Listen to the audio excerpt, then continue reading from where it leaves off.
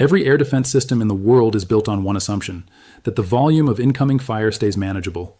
Take that assumption away, and the entire shield collapses. That is exactly what is happening to Israel right now. In 27 days, Iran has launched 84 separate attack waves, not strikes, waves, coordinated, calculated, back-to-back. And on March 25th alone, 9 of them hit in a single day. 4 aimed at Greater Tel Aviv, 4 hammering the south, 1 targeting the north. A city of 4 million people absorbed 4 separate attack waves before the sun went down. But here is what most coverage is getting completely wrong. This is not a story about missiles. This is a story about math. And the math is turning against Israel in ways that should concern anyone watching this war. An Iranian ballistic missile just punched through every layer of Israel's air defense and detonated inside a residential apartment block in Tel Aviv. The IDF had intercepted that exact missile class before. The system did not fail because the technology was new. It failed because the volume broke it. Interceptors run out, radar locks get overwhelmed, crews stop being able to track everything at once, and right now, Iran knows it. Here's what Iran is actually doing, and once you see the pattern, you cannot unsee it. Most people assume these attack waves are bursts of anger, emotional retaliation fired in the heat of the moment. The reality is the precise opposite. Iran is running a textbook attrition campaign, and every single wave has been engineered with one goal: to make Israel's defense system eat itself alive. Here is how it works. Inside each salvo, Iran is mixing ballistic missiles with kamikaze drones, not randomly, deliberately. Ballistic missiles travel fast and drop nearly vertical. Kamikaze drones fly slow and low, weaving through radar coverage. Stack both inside the same wave, and no single defense layer can track everything simultaneously. The Iron Dome handles one threat profile. Arrow handles another. David's sling covers a different altitude band entirely. Force all 3 to operate at once, at full capacity, wave after wave, and the stockpiles drain faster than they can be replenished. The 81st wave alone hit more than 70 separate targets across the country in a single run: Haifa, Beersheba, both corridors of Greater Tel Aviv. The 82nd wave was publicly declared by the IRGC as targeting military command infrastructure and what they called nuclear-linked industrial sites. These are not random coordinates pulled from a map. This is a targeting list built over years, and here's the part that reveals how serious the degradation has become. Tel Aviv municipality official Shai Gateno stood before the Knesset and confirmed that 11% of the city's residents cannot reach a certified shelter within a reasonable window after a siren sounds. Think about what that means. 1 in 10 people in a city absorbing daily bombardment has nowhere safe to go when the alarm triggers. The city has 560 protection facilities and 20 portable shelters deployed across it. It is still not enough. South Tel Aviv shelters are overcrowded, vandalized, and in some cases unsafe to enter.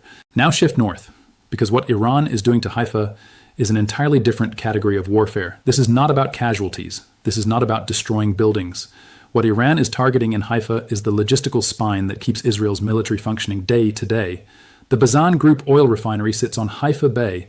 That single complex refines jet fuel for the Israeli Air Force, diesel for armored ground units, and gasoline for the civilian population. It is not a symbolic target. It is an arterial one. Iran's military stated publicly that its strikes on northern Israel were focused specifically on fuel depots, supplying Israeli fighter jets and shipyards maintaining naval vessels operating in the eastern Mediterranean. On March 19th, 6 separate missile barrages hit northern Israel in one day. The Bazan refinery took damage again, the second strike on that facility in under 12 months. 12 fire and rescue teams deployed to the site. Firefighters disconnected power lines, ran cooling operations across the complex, and swept the surrounding area for hazardous chemical leaks. What the refinery then disclosed to the Tel Aviv Stock Exchange made the situation considerably worse. The strike had damaged critical infrastructure belonging to the Israel Natural Gas Lines Company, specifically the pipeline system feeding gas directly into the refinery's production units. Without that gas supply, Bazan faces the prospect of falling back on liquefied petroleum gas, the same fuel used for household cooking and heating across the country.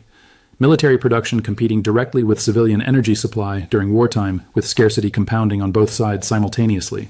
Professor Marcelo Sternberg at Tel Aviv University described the refinery publicly as a time bomb. His warning was specific. A direct hit on the primary distillation units could release toxic clouds severe enough to force mass evacuation across the entire Haifa Bay region.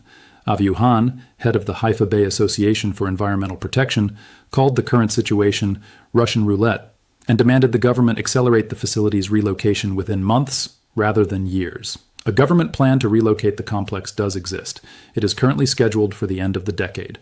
State Controller Netanyahu Engelman published a report recommending the entire decision be re-examined, citing Bazan's irreplaceable role in national energy security. But the war has already made that decade-long timeline look like a different era entirely. And Iran did not stop at the refinery. Before the first missile of this conflict ever launched, the Israeli government ordered the emergency shutdown of the Karish and Leviathan offshore gas fields, operated by Energean and Chevron, pulling Israel's own domestic energy production offline as a precaution. The entire energy sector has been running on emergency protocol since day one of this war. That decision, made to protect the fields from strikes, created its own problem. Israel's energy infrastructure was already under pressure.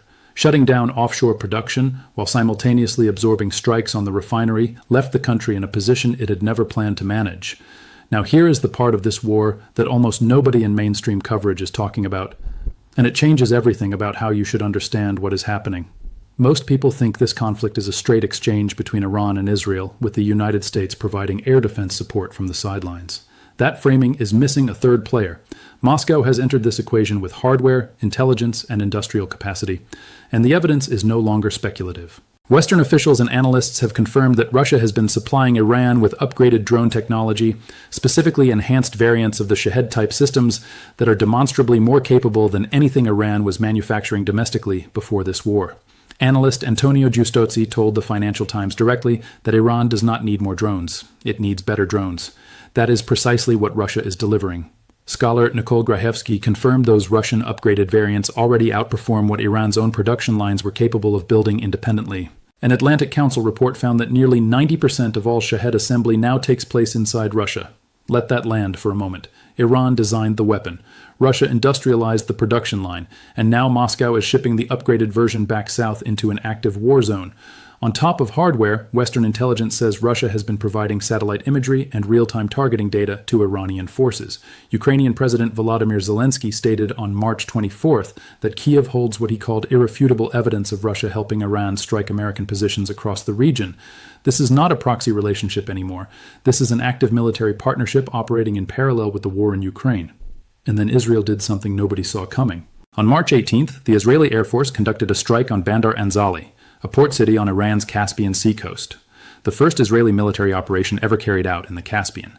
The IDF destroyed an Iranian Navy corvette, 4 missile boats, multiple auxiliary vessels, a naval command center, and a shipyard in a single operation. U.S. Defense Secretary Pete Hegseth publicly identified Bandar Anzali as the primary corridor through which Russian weapons flow into Iran. Former Israeli Navy Commander Eliezer Marom told the Wall Street Journal the objective was twofold: limit the weapons pipeline and demonstrate that Iran has no meaningful naval defense capability in the Caspian. That port has functioned as the main artery for transfers between Moscow and Tehran since 2022. In 2023 alone, Iran moved more than 300,000 artillery shells and 1 million rounds of ammunition to Russia through this single corridor. Now the pipeline has reversed direction. Russia ships upgraded drones and military equipment south. Israel dropped ordnance directly onto the route. The Kremlin's response was immediate. Spokesperson Dmitry Peskov warned that Russia would view further military escalation in the Caspian extremely negatively. Foreign Ministry spokeswoman Maria Zakharova condemned the strike, describing Bandar Anzali as an important logistics hub supporting Russian-Iranian trade, including food supply.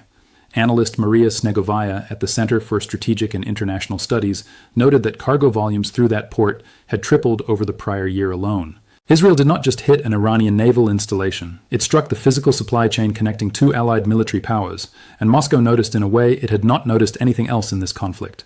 The day after, Israel went further. Strikes on Bandar Abbas killed IRGC Navy Commander Alireza Tangsiri alongside the head of the Navy's intelligence branch. IDF spokesman Brigadier General Daniel Hagari confirmed publicly that the eliminations would not stop, and that Israeli forces had by that point struck more than 1,000 targets tied to Iran's weapons production infrastructure. In December 2025, Russia and Iran finalized a deal covering 500 Verbaman portable air defense launchers and 2,500 missiles over a 3-year delivery window. Iran also formally requested the S-400, Russia's most advanced air defense platform. Moscow declined, calculating that deploying Russian personnel to operate the system would cross a line that could drag the country into direct confrontation. But everything short of that threshold appears to be moving without hesitation. The geographic ceiling of this war has already been broken. The Caspian strike proved it. The question now is what comes next, because the economic damage radiating outward from this conflict is no longer a regional problem. It has become a global one, and the countries absorbing the worst of it had nothing to do with starting this war. 9:20 a.m. Here is the number that reframes this entire war in one sentence. Before February 28th, Brent crude was trading between $69 and $72 a barrel. On its worst days since this conflict began, it briefly crossed $119. That is a 60% surge in oil prices driven by a single regional conflict, and it is hitting every country on Earth simultaneously. On March 26th, Brent topped $118 after Iran publicly ruled out any direct negotiations with Washington. California gasoline crossed $5 a gallon during the second week of March. Goldman Sachs raised its U.S. recession probability to 30%. The Strait of Hormuz, the waterway that carries roughly 20% of global oil consumption every single day, has been functionally sealed since Iran closed it on March 4th. Tanker traffic dropped to nearly zero. Energy officials are now describing the combined shock to oil, gas, and fertilizer supply chains as among the worst the world has seen in decades. Qatar Energy declared force majeure on all liquefied natural gas contracts. European gas prices surged more than 20% in a matter of weeks, and Europe entered this crisis already weakened. Gas reserves sat at 46 billion cubic meters at the start of 2026, compared to 60 billion the year before, and 77 billion the year before that. The buffer that Europe depended on going into this disruption was already gone before the first missile launched. The International Energy Agency is now calling this the worst energy security crisis ever recorded. And here's the contradiction that nobody wants to calculate out loud. Iran has absorbed more than 8,000 strikes confirmed by U.S. Central Command General Brad Cooper, the most intense aerial bombardment in modern Middle Eastern history directed at a single country. And yet Iran remains the only major oil exporter still moving crude through the Strait of Hormuz. Bloomberg reported on March 26th that Tehran has earned hundreds of millions of dollars in additional oil revenue since this war began, selling mostly to China at the slimmest discount to Brent in over 10 months. The cost asymmetry running underneath this conflict is staggering. One David Sling interceptor costs $320,000. One Arrow 3 costs $650,000. Iran's one-way attack drones cost roughly $30,000 each. More than 3,000 of them have been launched since February 28th. Israel is spending 5 to 10 times more money per engagement than Iran spends on the weapon that triggers it. That math does not stabilize, it compounds. And the damage is spreading well beyond energy. Fertilizer exports from the Gulf have collapsed alongside oil. The region supplies roughly 45% of global sulfur. Asian nations depend on Gulf producers for 35% of their urea, 53% of their sulfur, and 64% of their ammonia. Morningstar analyst Seth Goldstein projects nitrogen fertilizer prices could double from 2024 levels. This supply disruption is landing directly in the middle of the Northern Hemisphere spring planting window. When fertilizer prices double during planting season, food prices follow within months. The populations that will feel that first are the ones that were already closest to the edge. On the diplomatic side, Trump extended his deadline for potential strikes on Iranian power plants by 10 days to April 6th, posting that talks were progressing well. Iran's Foreign Minister Abbas Araghchi told state media the same day that indirect exchanges through mediators do not constitute negotiations. Iran rejected the American ceasefire proposal outright and submitted its own terms instead. 6 American service members have been confirmed killed. An F-35 made an emergency landing on March 19th after a suspected hit by Iranian forces. Congress is now facing a potential supplemental war appropriation of up to $200 billion. Thousands of Israelis are lining up at land border crossings with Egypt and Jordan, not to travel, but to leave. This is where the war actually stands. Iran is absorbing the heaviest bombardment in modern Middle Eastern history and earning more per barrel of oil today than it did before the first bomb fell. Israel is burning through interceptors faster than the economic math allows. The Strait of Hormuz is closed. European gas reserves are running thin. Food prices are next. And the supply chain connecting Russia and Iran, the one Israel struck in the Caspian, is still partially operational. The question was never which side fires more missiles. The question is which side can sustain the cost of not winning. That answer is getting harder to find by the day. If you want to keep following this as it develops, subscribing takes 2 seconds and it genuinely helps. And drop your read on this in the comments. Who holds the stronger position right now? And where does this go from here?